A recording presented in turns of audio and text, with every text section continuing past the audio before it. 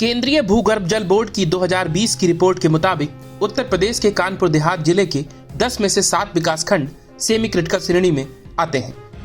लेकिन अब ये स्थिति तेजी से बदल रही है और जिले में जल स्तर लगातार बेहतर हो रहा है। इसका श्रेय जाता है 2017 बैच की आईएएस अधिकारी सौम्या पांडे को, जिन्होंने 2022 में कानपुर देहात में सीडीओ के पद पर रहते हुए जल संरक्षण को लेकर अभूतपूर्व काम किया है।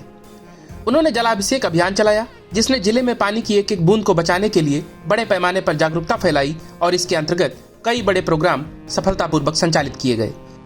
आईएएस सौम्या पांडे उस वक्त खूब चर्चा में आई जब उन्होंने अपनी बेटी को जन्म देने के 22वें दिन ही ऑफिस ज्वाइन कर लिया। लोगों ने काम के प्रति उनके समर्पण की खूब चर्चा की। यही नहीं, साल 2020 में जब कोविड के चलते हालात बिगड़ रहे थे तो सौम्या पांडे ने मैटरनिटी लीव पर रहने के बजाय काम करना चुना। शायद इसीलिए हर कोई उनकी संवेदनशीलता की तारीफ किए बिना नहीं रह सका। साल 2020 में बेस्ट कलेक्टर का अवार्ड जीत चुकी सौम्या पांडे वर्तमान में कानपुर में ही श्रम आयुक्त के पद पर कार्यरत हैं और अभी भी जल संरक्षण पर काम कर रही हैं। जल संरक्षण पर किए गए अपने कार्यों के लिए उन्होंने जल प्रहरी सहित कई अवार्ड जीते हैं। इंडियन मास्टरमाइंड से बात करते हुए उन्होंने बताया कि जलाभिषेक कार्यक्रम की शुरुआत साल 2022 में की गई थी। इसमें सरकारी विभागों द्वारा तकनीकी और वैज्ञानिक तरीकों को अपनाकर जन भागीदारी के माध्यम से जल संरक्षण को बढ़ाने के लिए नई पहल की जा रही है।